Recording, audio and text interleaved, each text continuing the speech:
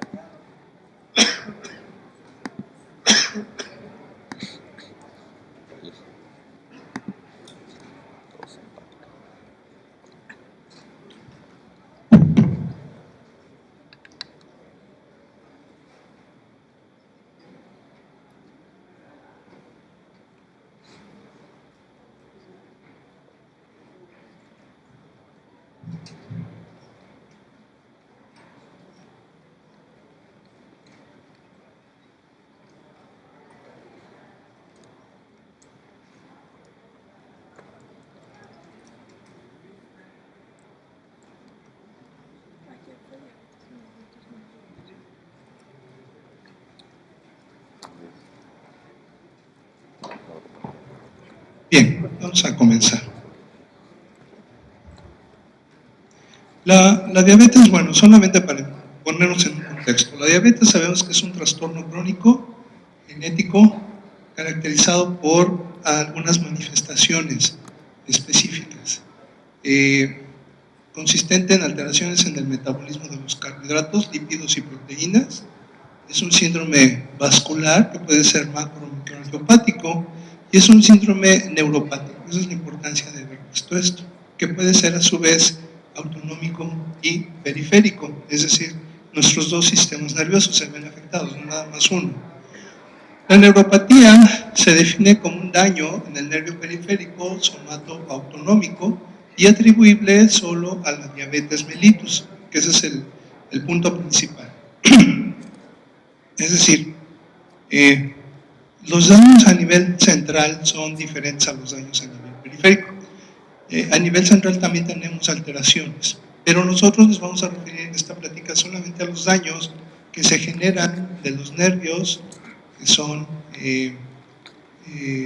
periféricos y que inician donde termina el bulbo a nivel del sistema nervioso central y empieza a formarse la médula espinal. Bueno, desde ahí empieza todo nuestro territorio hasta el receptor periférico. Tenemos todo ese sitio para tener daño y todo ese sitio involucra los dos sistemas nerviosos, el periférico y el motor y el sensitivo.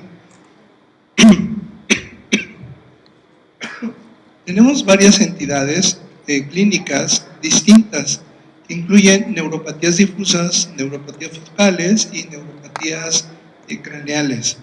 Los nervios periféricos, como son los pares craneales, bueno, pues como estoy diciendo, son nervios periféricos y también entran dentro de estas alteraciones que vamos a describir. Este tipo de alteración se conoce desde el siglo V después de Cristo. Un médico hindú, Sustrata, describió la neuropatía dolorosa como uno de los principales síntomas. No sé qué más habrá comentado al respecto. Claude Bernard dice que la diabetes mellitus era una enfermedad neurológica con manifestaciones metabólicas secundarias. Es un concepto realmente contrario a lo que sabemos ahora. Sin embargo, relacionaba las dos partes clave, ¿no? Que era el descontrol metabólico de la glucemia y la presencia de alteraciones neurológicas sensitivas. Marshall de Calvi aclaró que la neuropatía diabética era una consecuencia y no la causa de la diabetes mellitus, o sea que le dijo que no era así. Y al paso del tiempo, pues se le ha dado la razón, que no es como Claude dijo. La diabetes es la causa más frecuente de neuropatías periféricas. Tenemos millones de pacientes con diabetes, pero el problema no es que tengan diabetes.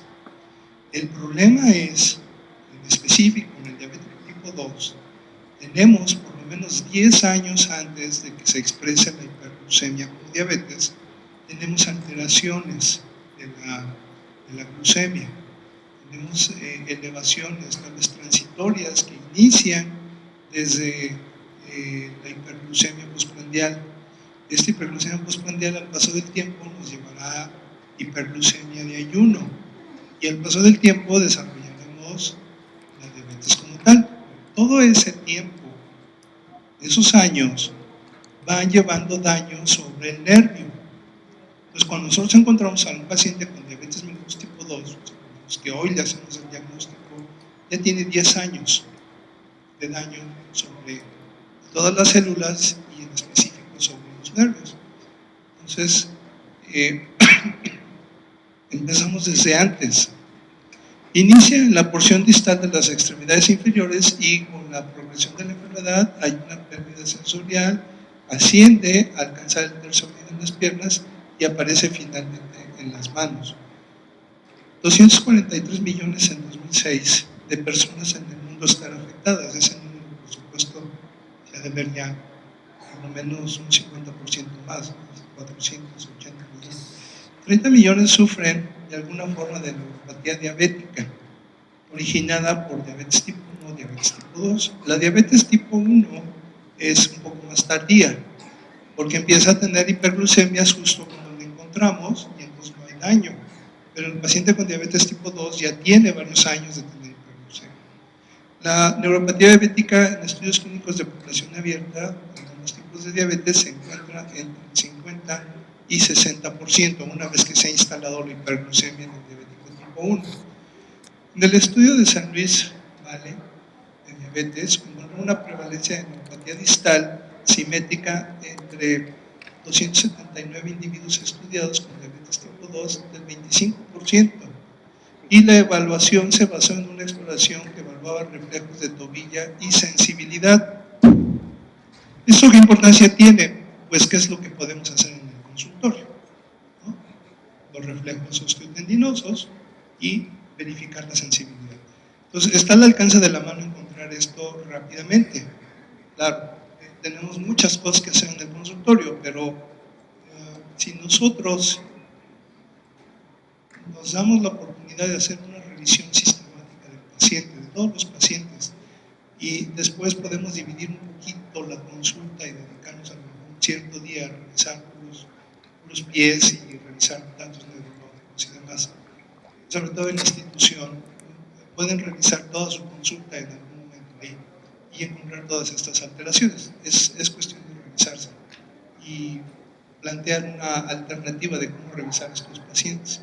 En el estudio de Rochester, la prevalencia fue del 60%, y en los pacientes con diabetes tipo 1 y diabetes tipo 2, y en este último grupo se encontraron manifestaciones más graves porque han tenido más tiempo.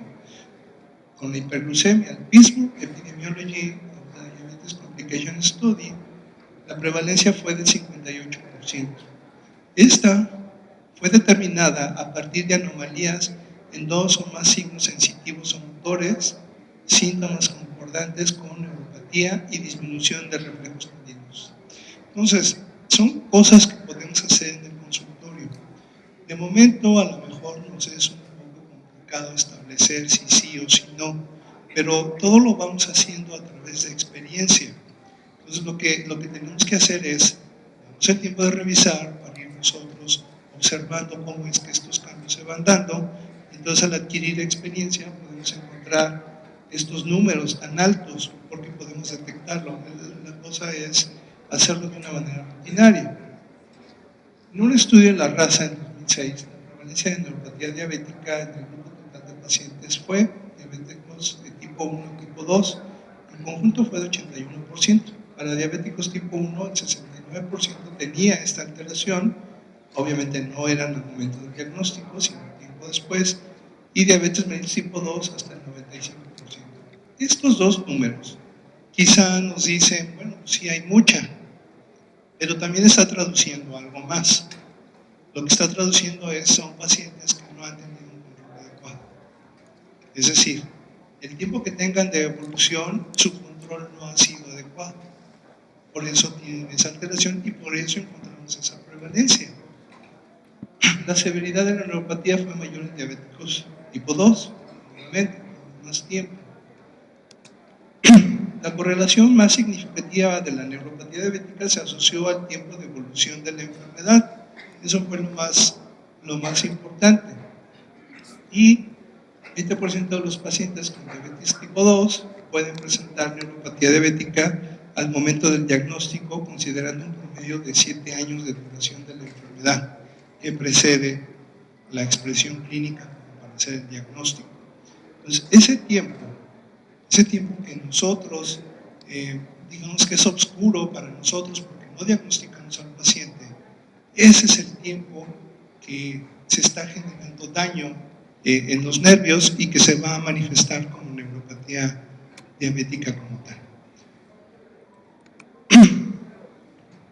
También se encontró una correlación moderada y estadísticamente significativa entre la neuropatía y la edad del paciente. Habitualmente a mayor edad, mayor tiempo de evolución de la enfermedad, y en los pacientes diabéticos tipo 1, durante los primeros 5 años después del diagnóstico no se encontraba neuropatía. Además que en los diabéticos tipo 1 el control tiende a ser más estricto que en el paciente diabético tipo 2. Entonces, aquí nuevamente se traduce otro dato interesante. No solamente necesitamos el tiempo de evolución con hiperglucemias, necesitamos la hiperglucemia, que es un factor importante en el manejo de los pacientes. Yo le puedo dar el último grito de la moda en cuanto a tratamiento de neuropatía, pero si no estoy controlando la glucemia, no va a servir absolutamente de nada. ¿De acuerdo? La pérdida de sensibilidad protectora, nuestra sensibilidad sabemos que nos ayuda a varias cosas. Entre esas cosas es la propiocepción, saber cómo me encuentro físicamente en el espacio, si estoy parado, estoy acostado, estoy inclinado, etc. Y la otra es qué estímulos externos me están llegando y si alguno de estos estímulos externos es dañino. Y entonces, si es dañino, yo tengo una reacción para evitar que ese daño se produzca. Si yo pongo mi mano sobre una estufa que acaban de cocinar algo y no tuviera esta capacidad, entonces me quemarían los dedos. Pero como tengo esos receptores ahí, inmediatamente lo voy a sentir y voy a retirar mi mano. Bueno, eso es lo que se espera que ocurra. Eso se refiere la sensibilidad protectora, que es uno de los primeros datos que se pierde, o bueno, una de las primeras partes que se pierde de la sensibilidad en este tipo de pacientes. Esa sensibilidad protectora la vamos a perder y entonces el paciente va a desarrollar úlceras de los pies que nos pueden llevar a amputaciones o nos van a generar efectos dolorosos por una hiperestimulación de estos receptores. Y ahí vamos entrando entonces a lo que es la clínica. Los daños fisiopatológicos, tenemos estos, evidentemente cada uno de estos se compone a su vez de otros muchos factores que se conjuntan y entonces nos llevan a un daño oxidante, un daño osmótico y a una inflamación crónica. No es que nada más sean los tres, más bien son los tres síndromes que se expresan.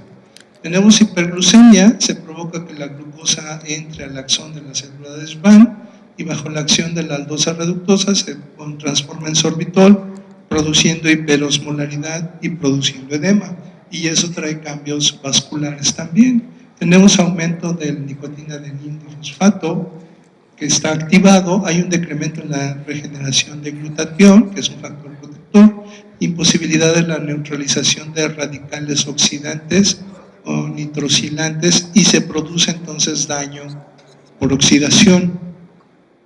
La mayor oferta de este nicotín desvía el metabolismo glucídico hacia diacilglicerol. Es un activador de la proteína cecinasa. Esto induce la producción de mediadores, que son todos estos, y se lleva a un estado de inflamación. Y todo se origina por hiperglucemia. Entonces, cuando nosotros estamos viendo a un paciente que tiene neuropatía, la neuropatía es lo menos importante. Yo siempre les digo, por ejemplo, estoy hablando de la hiperglucemia es lo menos importante. En este caso, la neuropatía es lo menos importante. Entonces van a decir, ¿y por qué nos habla de esto? Si no es tan importante. Lo que quiero decir es, no tratemos el punto que estamos viendo. Entendamos cómo está ocurriendo.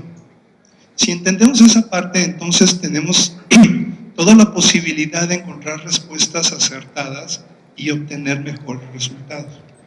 Mi amigo el doctor Santos Uscanga, un gran ginecólogo, me dijo una frase que siempre me da vueltas, y es que las consecuencias siempre están lejos de las causas.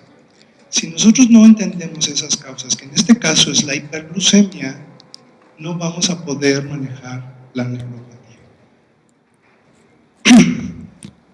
Los aspectos vasculares también son muy importantes. Tenemos microangiopatía y debemos estar muy conscientes que tenemos dos aspectos pocos conocidos de la circulación sanguínea del sistema nervioso periférico, que es el doble sistema arteriolar y el fenómeno de la válvula venosa. La arteria, tenemos una arteria extrínseca que va por fuera, sirve un curso paralelo al fascículo, y luego hay una serie de capilares que van hacia las porciones dentro de los axones. La arteria intrínseca penetra el fascículo nervioso y desde ahí entonces va a otorgar todos esos nutrientes, oxígeno, y va a tener la posibilidad de recoger todas las cosas que se están generando de desecho. Entonces, esto asegura que las ramas nerviosas más distales tengan una irrigación arterial apropiada. Y debido a la irrigación, resulta difícil que la microangiopatía diabética por sí sola pueda producir daño isquémico. Realmente el daño isquémico se está produciendo por una mezcla de factores. Entonces, esta es la arteriola extrínseca, estos son los pequeños vasos van a irrigar por dentro todo el fascículo de axones, pero es suficiente. Entonces, ¿cuál es el problema? Tenemos el problema de la válvula venosa. La válvula venosa también atraviesa el perineuro, lo hace en un ángulo oblicuo, lo cual la pone en una situación de desventaja porque es muy fácil de ocluir, y entonces se producen obstrucciones. ¿Por qué se producen obstrucciones? Pues porque tenemos fenómenos inflamatorios dentro de los axones, y esa inflamación lleva edema, y esa edema lleva distensión del axón. Sin embargo, como tenemos el perineuro no se distiende, y como no se distiende, entonces todas las estructuras adentro se aprietan, así como en el metro, ¿no? Ahí van todas juntas apretadas. Bueno, este mecanismo tiene importancia porque los nervios periféricos que atraviesan los canales osteofibrosos, que no son extensibles, como el carpiano o el tarsiano, entonces tienen una presión adicional. Y al tener una presión adicional, entonces vamos a tener manifestaciones, como es el adormecimiento de los pies y de las manos. Pero está ocurriendo a través de este mecanismo. Se supone que entra de una manera oblicua, pero cuando todo el interior se edematiza, entonces se ocluye y no hay una salida apropiada de todos esos productos de desecho, y entonces se convierte en un ambiente tóxico. ¿Qué otra cosa ocurre? Que el flujo sanguíneo arterial pues se ve retrasado, y ese flujo sanguíneo arterial retrasado nos está limitando la entrega de oxígeno y de nutrientes. Entonces es ahí donde a través de este fenómeno de válvula venosa es que llegamos a una isquemia. Luego tenemos algo bien interesante, la glucosilación de proteínas. Nosotros sabemos que una molécula de glucosa que se une a una proteína genera una unión irreversible, es decir, una vez que se formó ya no se va a quitar de ahí. Nosotros medimos en la hemoglobina glucosilada, unión de glucosa a la hemoglobina, y la podemos utilizar para seguimiento de un paciente. ¿Cuál es la magia de esto? Que los eritrocitos se destruyen más o menos cada 120 días y en ese periodo nosotros podemos evaluar qué tanta glucosa hubo pegada o no a la hemoglobina. Y entonces pensamos que así ocurre en todos lados, pero no es cierto. Si nosotros pudiéramos medir la glucosilación de proteínas en el sistema nervioso central, en músculo, en tendones, etcétera, lo que nos vamos a dar cuenta es que no varía de la misma forma que varía en la sangre. ¿Por qué? Porque esas proteínas son estructurales y no tenemos modo de reemplazarlas. Entonces, esa parte es bien importante. Si no tengo modo de reemplazarlas, ¿qué va a suceder? Que se van a degradar. Y entonces, todo lo que ahorita tenemos glucosilado y que no podemos reemplazar, en el tiempo, esas proteínas se van a degradar tempranamente y las vamos a perder. Esas proteínas estructurales. Entonces aquí es muy importante que esta unión la evitemos. ¿Y cómo la vamos a evitar? Con buenos controles de glucemia. Esta reacción de Maillard, que es la glucosilación, nos lleva a los productos de glucosilación avanzada. Y ahí hay unas cosas maravillosas de bioquímica y cómo interactúan las moléculas. Es muy interesante. En medicina, cuando decimos es muy interesante, es terrible para el paciente. Sí, es muy interesante, pero estamos hablando del daño permanente que van a tener esos nervios. Y todo empieza con hiperglucemia. Personas diabéticas descompensadas se acumulan más estos factores, estos productos de degradación, como en el cristalino del ojo. La glucosilación de proteínas se divide en 3 fases. El inicio, la propagación y luego la degradación. La glucosa reacciona con ciertas moléculas y produce algo que se llaman los productos de Amadori. Luego estos tienen 2 destinos. Uno es, si se normaliza la glucemia, parece ser que hay una desglucosilación. Es una glucosilación no enzimática. Eso es bien importante. Si no es enzimática, no es permanente. De momento, tenemos un tiempito para poder permitir que se despegue esa molécula de la proteína. Pero si no lo logramos lograr, entonces sí va a haber daño. Si la hiperglucemia persiste, el producto de Amadori pasa a la fase siguiente. La fase siguiente es la propagación, la producción de disglucosilación, forman dicarbonilos, bla, bla, bla, y el chiste es que se fija y queda de manera permanente unida a esa proteína, y entonces esa proteína está ya sentenciada a ser degradada tempranamente.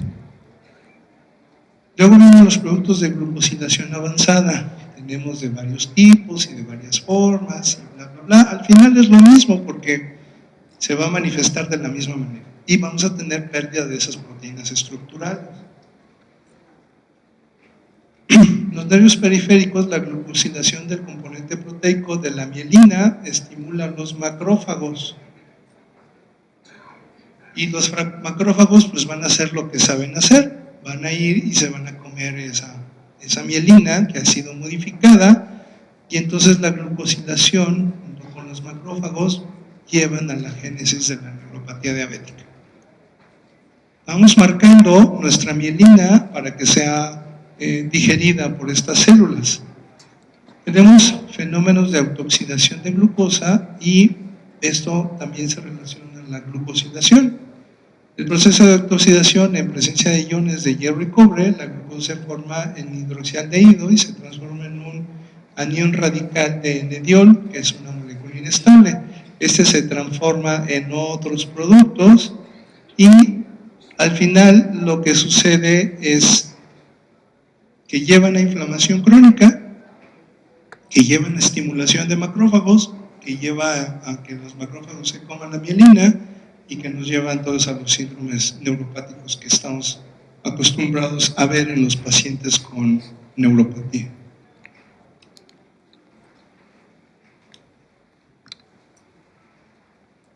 En el sistema nervioso autónomo, bueno, ocurre exactamente lo mismo, tal vez hay alguna diferencia en el tipo de fibras que se van a lesionar, pero básicamente la fisiopatología que les he mencionado es la misma.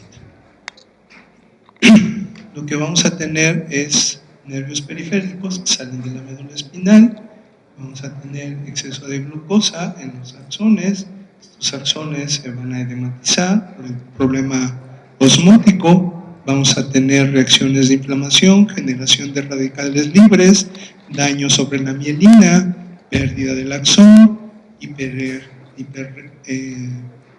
reactividad en cuanto a la transmisión, porque se desorganiza la transmisión neuronal y entonces eso nos produce los síntomas. No transmite bien y entonces tenemos pérdida de la sensibilidad, pero como están irritados, entonces transmiten en exceso y entonces se convierte en disestesia o se convierte francamente en dolor. Tenemos muchos factores neuronales o de crecimiento, no me voy a detener mucho en esto. Estos factores finalmente lo que van a hacer es promover estas respuestas. Van a tratar de regular, pero en resumen, si nosotros no tenemos un control de la glucemia, finalmente estos factores no van a poder regular y se van a convertir en factores de daño para el propio nervio, lo cual perpetúa los síntomas que estemos teniendo. Entonces la hiperglucemia es clave manejar. Estos son factores. Tenemos factores inflamatorios, inmunológicos y de neuropatía. Todos estos factores están ahí todo el tiempo. Lo único es que se activan cuando tenemos hiperglucemia. Y entonces estos factores que tienen alguna función no dañina se convierten en factores de daño. Vamos a tener pérdida axonal e infiltración leucocitaria en la neuropatía como tal.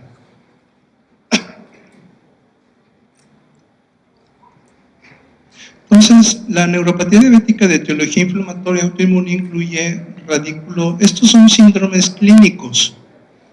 Y por eso me llamó la atención esta plática para hoy, porque a través del daño que se produce, más o menos podemos saber la clínica, y si encontramos la clínica, entonces más o menos podemos imaginarnos cuál es la razón por la cual se están produciendo estos daños. La neuropatía de etiología inflamatoria autoinmune incluye la radiculoplexopatía lumbosacral, que es de las más frecuentes, radiculopatía plexopatía cervical, radiculopatía torácica y neuropatías craneales. Tenemos pacientes que inician con neuropatías craneales, una parálisis del séptimo par, parálisis facial, y a veces ese es el síntoma de inicio de estos pacientes. ¿Cuál es la clasificación clínico-fisiopatológica actual? Vamos a encontrar algunas adicionales a esta. Lo importante es que hay una correlación entre la predominancia de algunos de los factores etiológicos con la expresión clínica de la neuropatía. Entonces, si nosotros logramos dilucidar cuál es la neuropatía con la que nos estamos enfrentando, tal vez adicionalmente al control de la glucemia podamos utilizar con mayor racional nuestros medicamentos, que en general pues se reducen a los pocos que usamos. pero tal vez pudiéramos hacer algo más para mejorar esas condiciones. ¿Ya le cambió? ¿Ya merito? ¿Sí? Bueno. Las neuropatías metabólicas, metabólico-microvasculares son las más frecuentes. Polineuropatía distal, tenemos una disminución de la sensibilidad térmico-dolorosa, perdemos esa sensibilidad protectora, es más severa en las regiones distales de las extremidades y su severidad aumenta con el empeoramiento ¿de qué? Del control glucémico. Tenemos la neuropatía autonómica, que se agrega la glucosilación de los canales de sodio. Tenemos la radiculolexopatía lumbosacra, la amiotrofia diabética, síndrome de Bruns-Garlana, mononeuritis múltiple diabética, polirradiculopatía diabética y neuropatía diabética proximal. Son sinónimos de esta alteración. Ocurre en el 1% de los pacientes con dolor en extremidades inferiores. Hay pérdida de fuerza y atrofia de cuádriceps. Esto es como muy frecuente y lo vemos en los pacientes de reciente diagnóstico. Y ellos nos lo refieren. ¿Sabe qué? Yo era como muy gordito y más o menos estaba bien, luego me dio la diabetes y pues ahora me quedan muy guangos los pantalones. Y nosotros los vemos, ¿no? Que han perdido masa muscular. Tiende a la mejoría con tratamiento sintomático y con rehabilitación.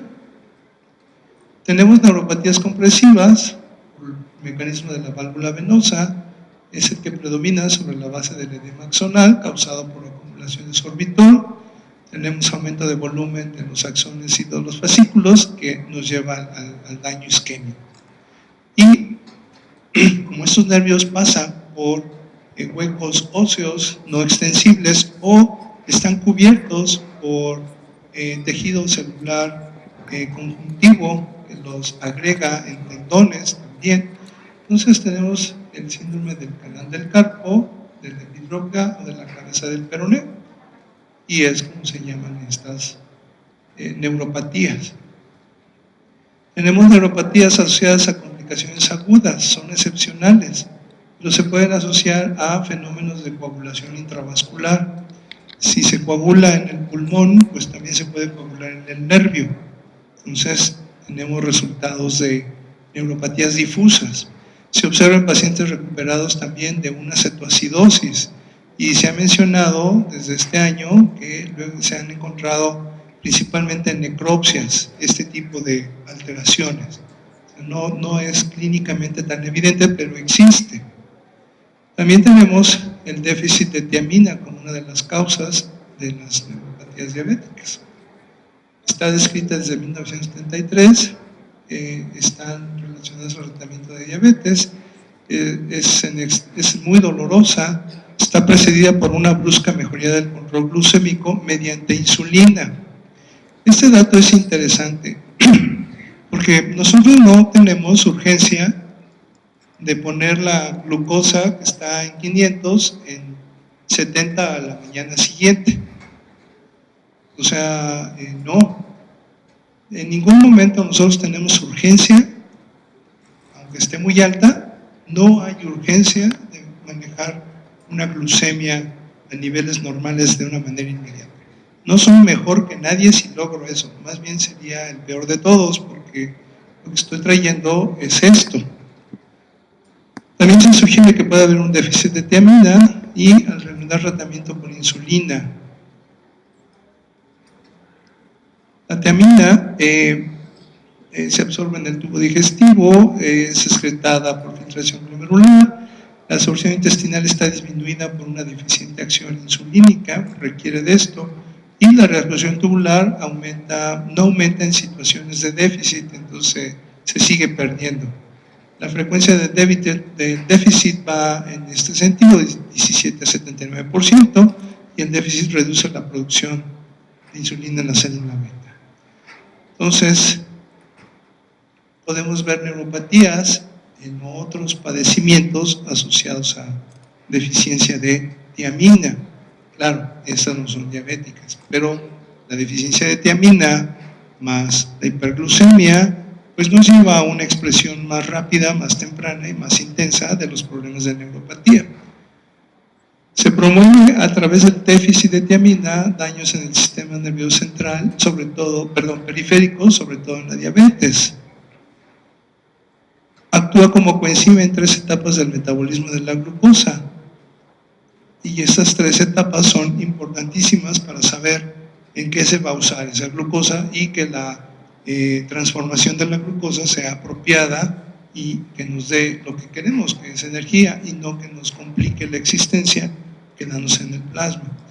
Un déficit de tiamina reducirá la génesis de ribosa y desoxirribosa, la producción de NADP y la producción aeróbica de ATP. Nos va a cambiar vías metabólicas.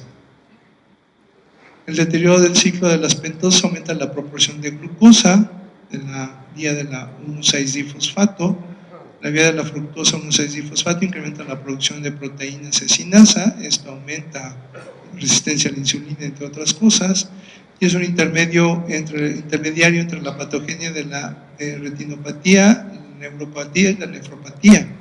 Y también la reducción de NADPH disminuye aún más la defensa antioxidante. ¿Cómo encontramos estos síndromes? Bueno, las características primordiales que deben considerarse en el examen son las alteraciones sensitivas, que solo tenemos que tener algunos instrumentos muy básicos, como son unas gasas, una pluma y algo que sea un cepillo. Son tres modos de estimular y de obtener respuestas diferentes. Realizar nuestros reflejos osteotendinosos, que tampoco son 20, son unos cuantos, y con eso saber si hay daño o no. Y revisar el déficit motor. Los pacientes deben de poder hacer cosas con sus extremidades y a veces no nos damos cuenta. También el déficit motor lo podemos ver por atrofia muscular, por ejemplo, interósea en las manos o en los brazos o en los pies. Cuando los revisamos vemos que falta músculo, que está muy disminuido. Eso nos puede estar hablando de daño axonal. Y entonces tenemos estos tipos y cómo se manifiestan. Usualmente nos imaginamos la neuropatía diabética como esto: adormecimiento de los pies en forma de calcetín o en forma de guante y tan, ¿no? Es la más común, bien, pero también existen estas otras formas que tienen sus propias características. De cualquier forma, independientemente de que hagamos una revisión y encontremos esto, ahora tendríamos que meterlo dentro de la clasificación primero que vimos. Eso nos sugeriría cuáles serían los mecanismos de daño y nuestro tratamiento estaría un poquito mejor orientado. Sin embargo, en cualquiera de estos, lo que tenemos que hacer es controlar muy bien la glucemia. Si controlamos muy bien la glucemia, incluso algunos datos de neuropatía van a desaparecer solos. Claro, habrá daño que no podamos revertir. Entonces, tenemos nuestras neuropatías focales, la mononeuritis, que es común en ancianos, de inicio rápido, con dolor, autolimitada, resolución en semanas, obedece a obstrucción vascular, y con el tiempo la función de estos es sustituida por fascículos circundantes, o sea, sí tenemos daño importante. Tenemos síndromes por atrapamiento, son de inicio lento, progresivo, pero persistente. Algunos involucran nervios mediano y radial, que ya los vimos, los carpianos. Otra asociación es el síndrome del túnel del carpo y diabetes mellitus. Tenemos nuestras neuropatías motoras proximales. La miotrofia diabética afecta principalmente a ancianos, inicio gradual o abrupto unilateral y se disemina bilateralmente. Entonces esto es lo que nos da lo de calcetín, ¿no? Dolor en músculos, caderas o glúteos, seguidos de debilidad en músculos proximales de los miembros. Yo no sé si ustedes, Cuando están preguntando a un paciente si ha tenido esto, algún paciente se los ha dicho, pero yo estaría seguro que no. ¿Por qué? Porque no lo estamos pensando. ¿Y por qué no lo estamos pensando? Porque lo más que nos interesa es pues, controlar la glucosa, ¿no? Entonces, olvidamos preguntar cosas.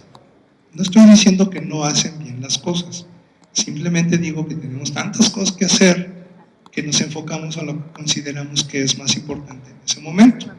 Pero tenemos que regresar en algún momento y preguntar sobre esto, y revisar sobre esto, la sensibilidad, los reflejos tendinosos y la situación motora del paciente. Quizá lo que vamos a encontrar es que el paciente tiene dificultades incluso para caminar, y lo atribuyo solamente a que es una persona que ya tiene 60 años, ¿no? Y pensamos que es un déficit simplemente muscular, ahí leve, que no va a tener problema, pero a lo mejor nos estamos enfrentando a esto. Tenemos las neuropatías motoras proximales. Por electrofisiología podemos detectar lexopatía lumbosacra con predominio de pérdida axonal. El problema de todos estos estudios electrofisiológicos es que nos dicen, por ejemplo, es como si yo los viera a ustedes ahorita y yo dijera, pues sí, hay un buen número de médicos. ¿Y quiénes son? Pues quién sabe, ¿no? Solamente puedo decir que hay, pero no sé exactamente las características, si es por diabetes o es por algún otro factor ajeno a la diabetes. Ese es el problema. Nada más me dice que si hay una lesión, que si hay cierto tipo de lesión, pero quién sabe si sea por diabetes, puede ser por otra razón además de diabetes. La mediación inmune del padecimiento se sugiere por la aparición de depósitos de inmunoglobulinas que acompañan a la desmineración, infiltrado de células inflamatorias en la masa nervorum, y el contenido de proteínas en el líquido cefalorraquídeo es elevado y existe pleocitosis. Entonces una punción también nos puede ayudar. Claro que no es como que lo habitual hacer, ¿no? Y eso es lo que observamos, esta pérdida muscular, ¿no? Hasta se ven como de diferentes grosores la extremidad, ¿no? Esta pérdida es muy frecuente en los pacientes de reciente diagnóstico de diabetes. Es muy frecuente. Las extremidades inferiores se les adelgazan, pero no lo preguntamos porque estamos viendo otras cosas que nos interesan más porque tenemos poco tiempo. La polineuropatía simétrica difusa es de inicio insidioso, se acompaña de afección sensitiva y motora e involucra fibras grandes y pequeñas. En las fibras pequeñas hay dolor e hiperalgesia en miembros inferiores, seguido por pérdida de sensibilidad térmica al tacto o al estímulo doloroso. Piensa que las fibras pequeñas lo que llevan es dolor y las grandes más bien nos llevan propiocepción o nos llevan, están más ligadas a funciones motoras. Entonces tenemos una mezcla ahí. De fibras pequeñas alude a que el dolor ha estado presente por al menos 6 meses, o sea, podemos tener este antecedente. Dolor que inició de manera súbita con o sin parestesias. Estos síntomas son descritos luego de haber iniciado tratamiento con insulina. Es más o menos regular, exacerbación nocturna en pies de tipo quemante, lacinante o punzante. Nuestros pacientes nos lo dicen, me duele más en la noche, ya que estoy descansando es cuando me duele, durante el día que camino y hago cosas no. La parestesia o distesias pueden estar presentes y en ocasiones el tacto puede provocar algo de dolor que llamamos exquisito. O sea, me duele y hasta me gusta o se siente chistoso, ¿no? También tenemos pérdida muscular importante y eso se llama caquexia diabética en nuestras fibras pequeñas. Pérdida ponderal asociada o no a depresión. Afecta sobre todo a varones, suele ser autolimitado y responde a medidas sintomáticas. El diagnóstico diferencial es con otras enfermedades que también son importantes porque no son reversibles. Esta neuropatía, cuando se hace crónica, ocurre varios años de evolución de la diabetes, el dolor persiste más de 6 meses, llamándose debilitante, y ningún tratamiento suele ser eficaz. La hiperglucemia parece contribuir a la patogenia del dolor. El mecanismo es mediante la disminución del umbral del dolor, es decir, la respuesta se obtiene más rápido con menos estímulo. Existe exacerbación de síntomas después del inicio del tratamiento. Y la administración intravenosa de insulina puede ser una medida eficaz para controlar esto. Sí se puede usar, pero sí hay que estar muy seguros que estamos en esto. Dado que el inicio de los síntomas resulta de disfunción nerviosa, la desaparición del dolor puede ser indicio de muerte de fibras nerviosas, lo cual ya deja un daño permanente. La neuropatía de fibras largas desempeña una función motora, es principalmente de función motora, percibir vibración, es decir,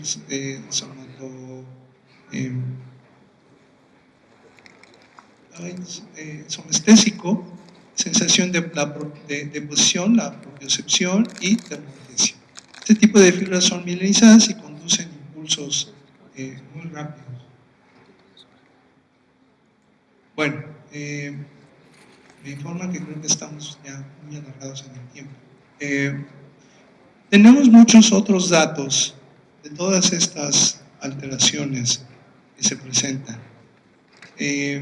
Tenemos muchos síntomas que estamos viendo, tenemos alteraciones que estamos observando, sobre todo en diabéticos tipo 2 al momento del diagnóstico, las tenemos ahí presentes.